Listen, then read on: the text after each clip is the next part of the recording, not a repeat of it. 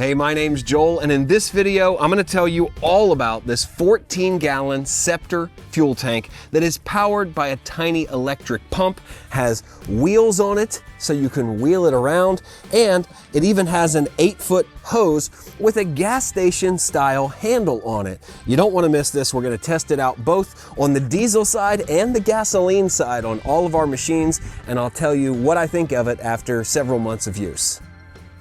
So a while back, I got myself one of these tanks for my lawnmower. It's their manual version, and it's also a 14-gallon, and I thought, this is great, but it would be even greater if there was a pump on here so I didn't have to pump the handle myself.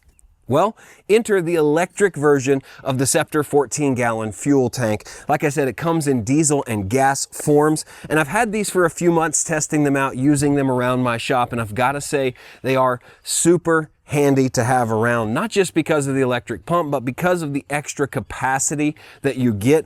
This giant vertical style tank here with 2 wheels in the back, all the way full at about 8 gallons per, or 8 pounds per gallon. You're gonna get 120 gallons of fuel in there, but you can roll it around pretty easy. I've got maybe 3/4 of this full inside here right now, and you can see I have no problem moving it around. The only difficulty is when you're taking it out of the bed of your truck after filling it up, which I have a little hand crank, but if you don't have some sort of lift, you're going to need an extra hand to get this out of your vehicle, because 120 pounds is a lot to hoof by yourself.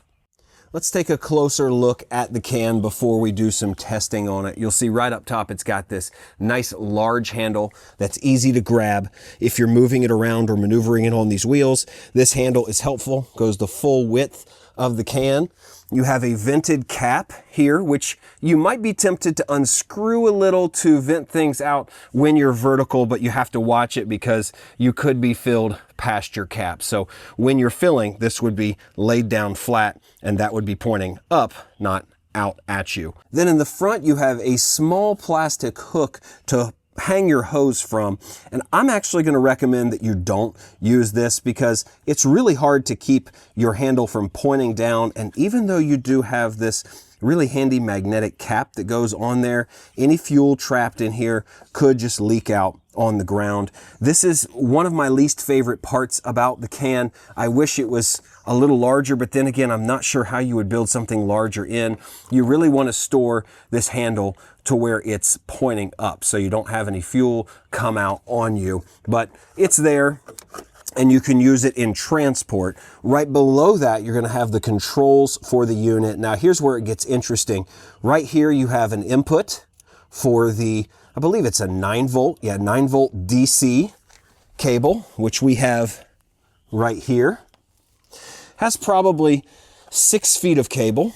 You can take it and you can plug it in to power your unit if you like, or you can pull this back and you have a tiny little area to insert 8 AA batteries. 8. So it's going to cost you about $9 to fill this thing up with batteries. It is handy that it comes with batteries. Or a battery option. I just wish that it was maybe a unit you could remove and charge via USB-C and not AA's. I've just come to not love AA's that much. Then right here we have the power button. You can turn it on and you'll hear the pump down there kicking on. It does have this cover on it, but on and off. And then down below you have your pump. This is all you have to do when you get the can is hook the hose up to your pump here. It's a fill right pump, and this is an on-off valve, so that is the off position. When you go to fill, you want to pull it up, and that is the on position, so you know fuel can come out now. But right here on the handle, you also have a gas pump style grip with a safety. Let's see if I can show you that safety there. See, you can't pull this unless you press this button in, and it's almost a two-handed operation, so can't really do it now. That's just a safety so you don't accidentally pull it. And then of course you have this magnetic cap on the top. I really like the form factor of this handle, and it works really well. Finally, let's talk about the wheels on this thing. They are sizable enough to make rolling it around easy with 120 pounds of fuel in there, which is what you would have if you were completely full. It's a rigid, strong tank. Scepter makes great fuel tanks, and I've had a lot of them over the years. Probably 8 to 10 of them are just filled my garage with different sizes and shapes, but overall, a very high quality tank, and so far the pump has been pretty impressive. So let me hook it up to the tractor and show you how it works and why it works so well with this 9-volt adapter. So even though I brought the tank outside to shoot this video, I typically keep these up along the wall in my shop right next to an outlet so I can use the 9-volt power. I personally think that that's the best and most efficient way to use these. You're not having batteries go bad and corrode inside the unit, but it is nice to know that there is a battery option. But I'm using 9-volt power almost every time I fill up my tractor or my UTV or my lawnmower or something. So here is a good point for why this hose is really important. The fill spot on this tractor is really awkward, and to get a can up here is really strange. I've had to do it several times before I owned this, and it helps me to appreciate this much more. But in order to fill this, all I have to do is grab my handle. I want to make sure I have it and nothing is on first. I'm going to turn on the unit and make sure I've flipped up the valve at the bottom, which I have, and you'll hear that pump running the entire time you're using. It's not building pressure, it'll just run on demand. So all we have to do is pull this trigger. So we want to make sure we take our cap off, and I'm going to press my button in here to get it started.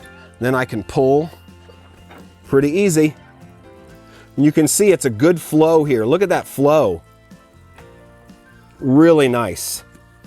And there's no effort on my part. It's almost like I just have to watch not overfilling. And it does have a little bit of runoff when you stop with the trigger. Let me see if I can show that to you. Here's on, and then when I let go, you do have just a little bit of residual runoff. But that's pretty much what it looks like. It's just like filling up at a gas station.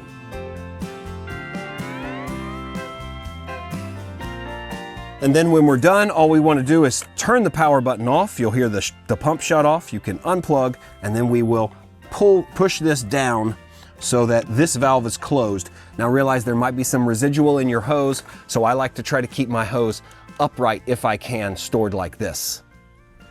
And like I mentioned at the beginning of the video, there's also a gas version of this tank. It's the exact same setup, it's just red. So you know there's gas in here, not diesel, which is typically yellow. But this gives you a good idea of just how easy it is to roll these around. This tank is about half full, whereas my diesel was almost 3/4. But these casters give you a nice easy area to pull this tank. And right here, this is really where this comes in most handy when you're trying to move it around.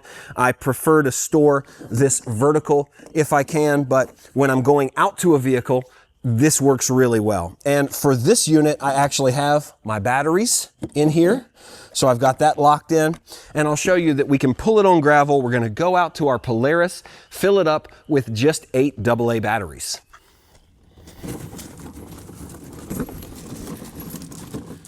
It's the exact same process. I'm going to come down here, open my valve, just like that. And since we're already energized with the battery power, I'm going to go ahead and open this and get it in my opening here so we don't get any spillage. And that's the great thing. You can leave that setting there and just leave it there while you're turning the pump on. Activate my pump. There's really no difference between the battery and the 9-volt as far as power goes. We're filling, and you can see here, nice stream, really powerful. It fills pretty quickly.